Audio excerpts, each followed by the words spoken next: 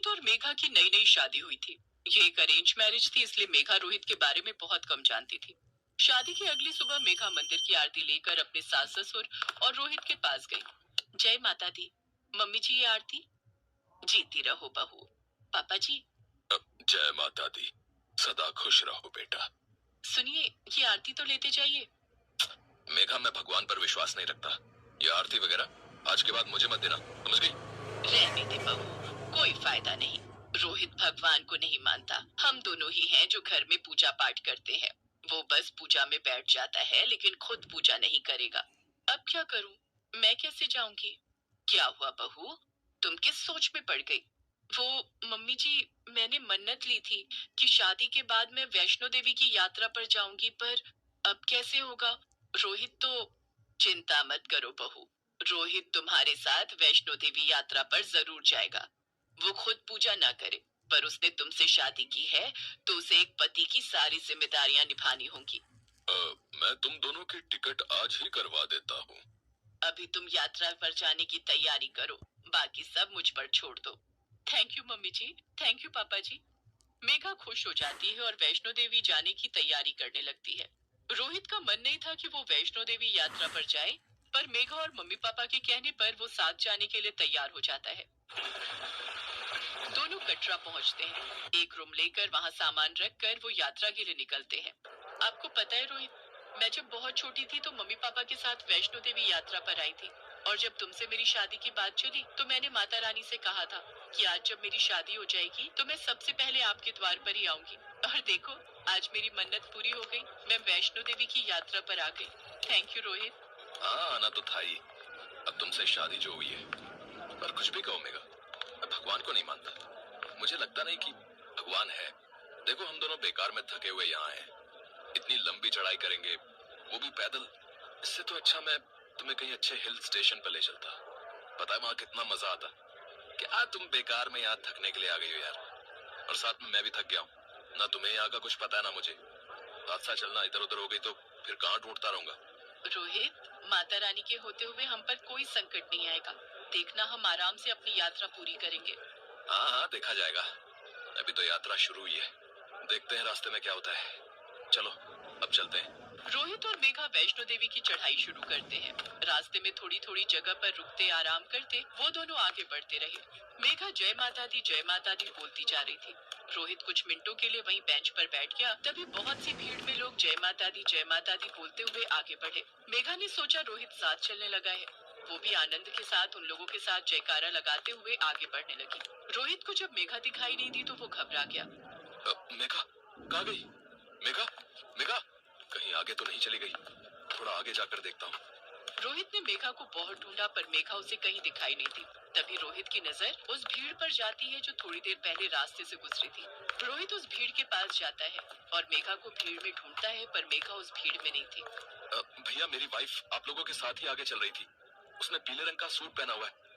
आपने कहीं देखा है? नहीं भैया, मैंने तो नहीं देखा। बहन जी, आपने पीले रंग का सूट पहने और लाल चुन्नी ओढ़े हुए मेरी वाइफ थी, उसको कहीं देखा है? वो भीड़ के साथ ही चल रही थी। नहीं भैया, मैंने भी नहीं देखा। माउंटेन ड्यू 1 लीटर अब 50 रुपए में।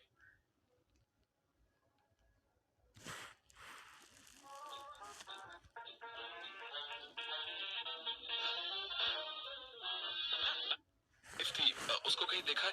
वो भीड़ के साथ ही चल रही थी। नहीं भैया, मैंने भी नहीं देखा।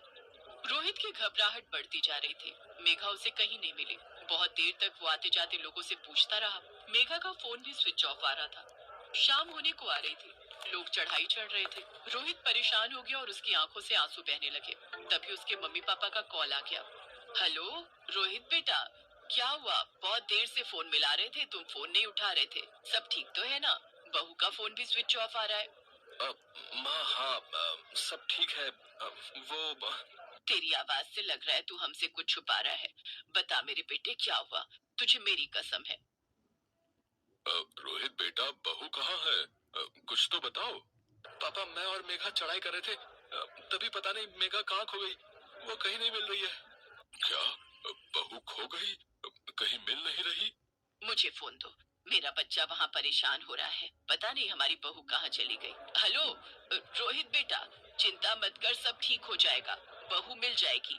तू माता रानी से विनती कर, देखना माता रानी तेरी जरूर सुनेंगी। हम भी यहाँ से प्रार्थना करेंगे। तू उन पर विश्वास नहीं करता ना, पर एक बार मेरे कहने पर तू माता रानी से अपनी पत्नी के लिए विनती कर। मेरे बच्चे देखना, उनकी शक्ति से मेघा मिल जाएगी। एक बार विश्वास कर। Hello hello.